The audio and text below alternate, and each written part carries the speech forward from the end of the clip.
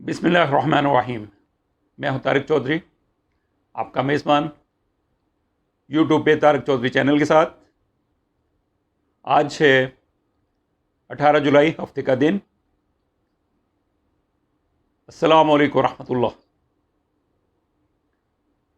आज बहुत तेज़ी से फैलती हुई अफवाहें पंजाब गवर्नमेंट के हवाले से, वज़ीर आला पंजाब के हवाले से, पंजाब में सियासी अदम इस्तेहकाम के हवाले से उस वक्त बुरी तरह से दम तोड़ गई जब वज़ीर आज़म पाकिस्तान ने जनाब इमरान खान साहब ने कह दिया कि उस्मान बुज़दार ही वज़ीर आला रहेंगे और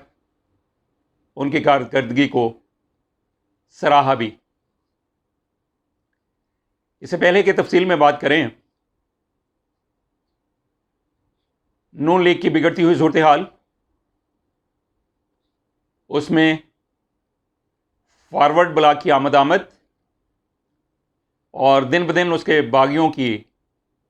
बढ़ती हुई तादाद, जिसने नून लीगी कायदीन की रात की नींदें हराम कर दी हैं। आपसे गुजारिश है कि आप तारिक चौधरी चैनल को सब्सक्राइब कर लीजिए,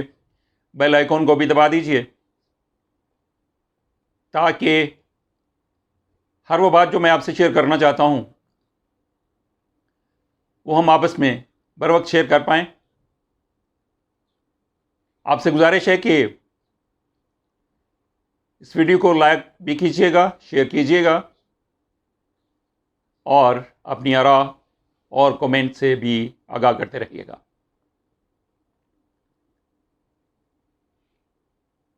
जब से नून लीग वजूद में आई है, जुनिजो लीग के बदन से, फिदा लीग के बदन से,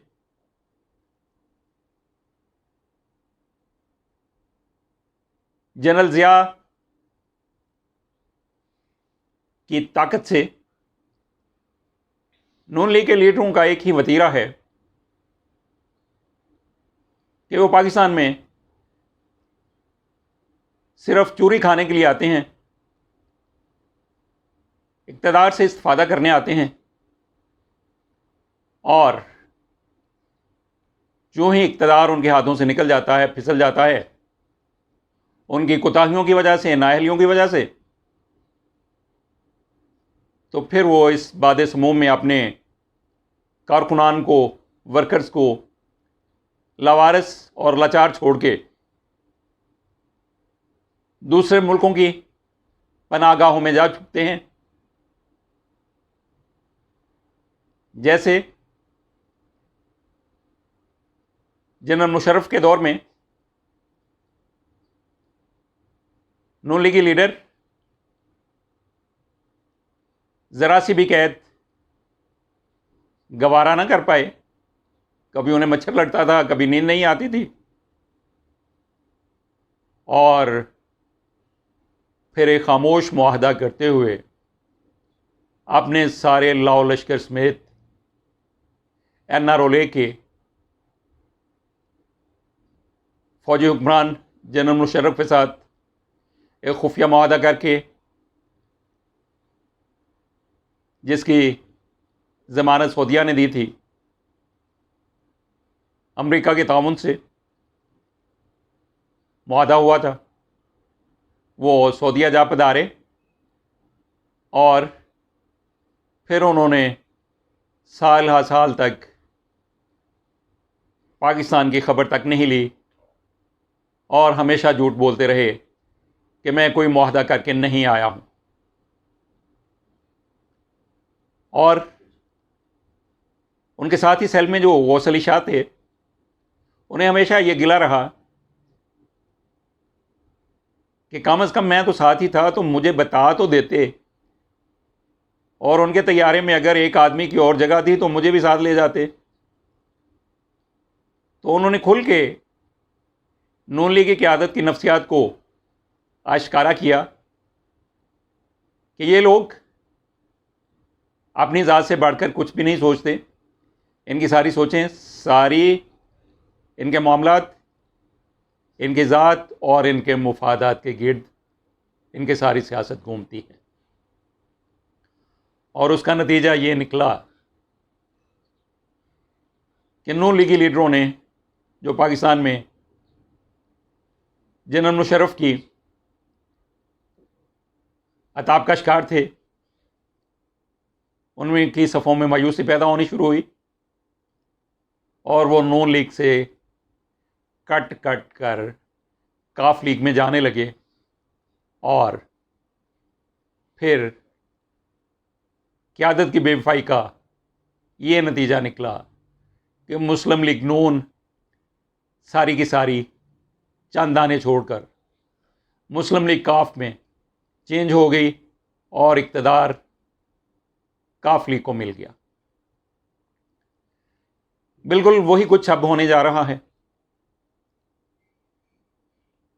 नून लीगी लीडर नवाज शरीफ, जो कि सजा याफ्ता हैं, जेल भुगत रहे थे अपने किए की बना पर, और इसी दौरान उन्होंने एक खुफिया मुआहदा किया, डील की, एनआरओ किया और चुपके से फिर लंदन जा पधारे, उसी हाउस में जिसकी मिल्कियत से वो सुप्रीम कोर्ट में हमेशा इनकार करते रहे। और उसका नतीजा फिर वही तारीख अपने आप को दोहरा रही है। नून लीगी जो पाकिस्तान में बाकी रह गए हैं और नून लीग के वर्कर्स मायूस हैं, अफसरदा हैं अपनी क़यादत की बेवफाई की वजह से, कि जो लोग टैंकों के आगे लेटना चाहते थे, वोट को इज्जत दो का नारा लगाते थे, वो कितनी खामोशी से समझौता और मुसालिहत करके, और वो भी खुफिया, अपने वर्कर्स की आंखों में धूल झोंक कर, बीमारी के नाम पर बीमारी की आड़ लेते हुए लंदन जा फ्रोगजिन हुए और वापस आने का कोई नाम नहीं। एहतसाब अदालतें उन्हें बार बार पुकारती हैं, उनके इश्तिहारात जाती उम्रा लगाए जाते हैं, लंदन में लगाए जाते हैं, लेकिन जिस आदमी के इश्तिहार लगाए जाते हैं वो दानिस्ता अदालतों में पेश होने से इनकारी है। नतीजा भी एज इट इज़ जैसा मुशर्रफ के दौर में था कि नून लीगी वर्कर्स और उनके दूसरे दर्जे की क़यादत बुरी तरह से मायूस, खौफजदा, लाचार और बेबस नज़र आती है, और इसकी वजह से उनकी सफ़ों में तेज़ी से इंतशार बढ़ता चला जा रहा है।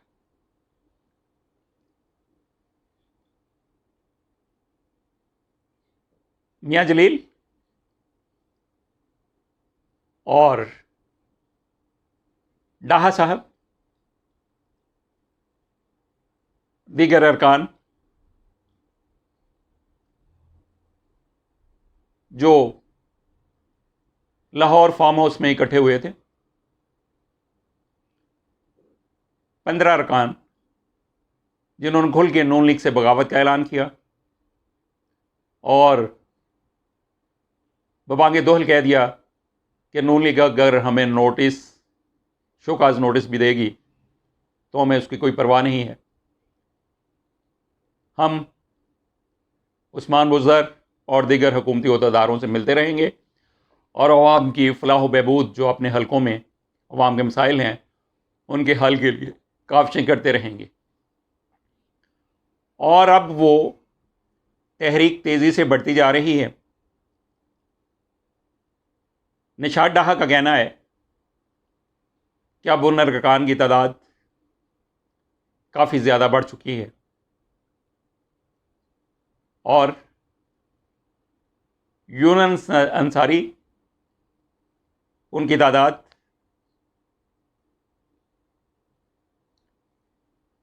40 से भी ज़्यादा बताते पाए जा रहे हैं। और ख़्याल ये है कि जो ही 45-50 लोग होंगे, फॉरवर्ड ब्लॉक का नून लीग में ऐलान कर दिया जाएगा। और नशाद डाहा का कहना यह है कि आने वाले दिनों में अपोजिशन लीडर भी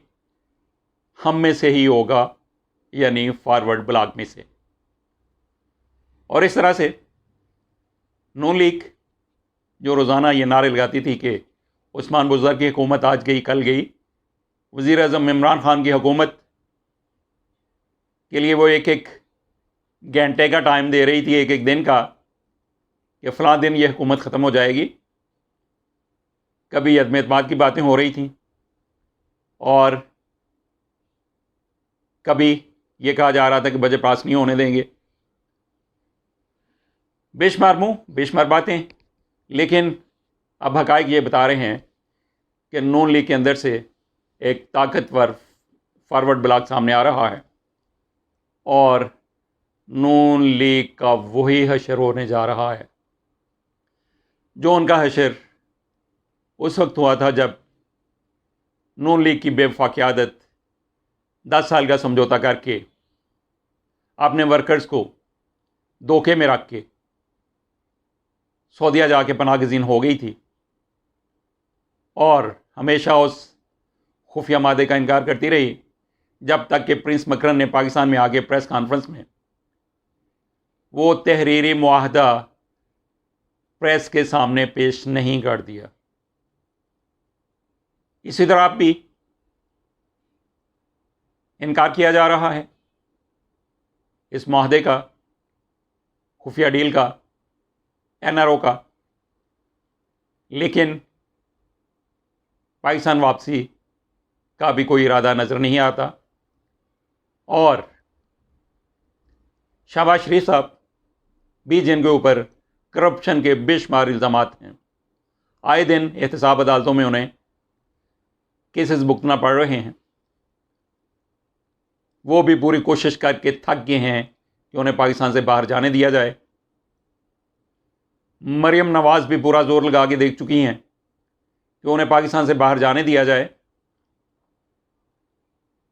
ये हाल है इनकी क़यादत का कि अपने वर्कर्स को मसाइब में, मुश्किलात में छोड़ के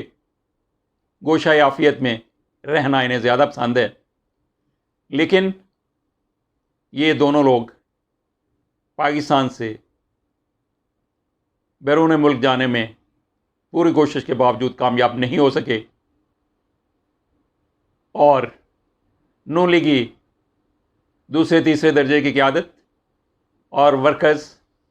ये चीज़ें बड़ी गहराई और संजीदगी से नोट भी कर रहे हैं, महसूस भी कर रहे हैं कि क्या हम लोग ही रह गए हैं मुखालिफ गवर्नमेंट के अताब बर्दाश्त करें। जिन लोगों के लिए हम ये सब कुछ करते हैं, जेलों में जाते हैं, सज़ाएँ भुगतते हैं, वो तो आराम से कभी सऊदीया और कभी लंदन जाके बैठ जाते हैं और फिर साल हर साल के बाद उड़न खटोले पे बैठ के पाकिस्तान आ जाते हैं, जब पार्क कॉरिडोर्स में उनकी मुख्तलिफ लोगों से बात हो जाती है और उन्हें यकीन हो जाता है कि अब इक़्तिदार प्लेट में रख के उनके हवाले कर दिया जाएगा खुफिया मुआहदों के तहत, खुफिया डील के तहत, और ज़ाहिर ये किया जाएगा कि अवाम को उन लोगों ने उन्हें चुना है, उन्हें 2/3 अक्सरियत दी है और इस तरह से वो पाकिस्तान पे आके इक़्तिदार पे काबिज़ हो जाते हैं और फिर वही अपने मामलात जहाँ से छोड़ के गए थे शुरू कर देते हैं। अकरवा परवरी, करप्शन, लूटमार, मुल्की वसाइल को शीरे मादर समझकर हड़प करना। लेकिन अब तारीख़ का पहिया बहुत तेज़ी से घूम रहा है। अब इन लोगों को दोबारा से बरसरे इक़्तिदार आने की उम्मीद नहीं रखना चाहिए, क्योंकि ये लोग अब आवाम के सामने इनके करतूत वाशकाफ हो चुके, लोगों में शऊर आ चुका और लोग इन्हें देख चुके कि ये अपने आप को शेर कहलाते हैं, लेकिन अल्लाह ताला हमें अपनी खुशनुदी से नवाजे। पाकिस्तान जिंदाबाद।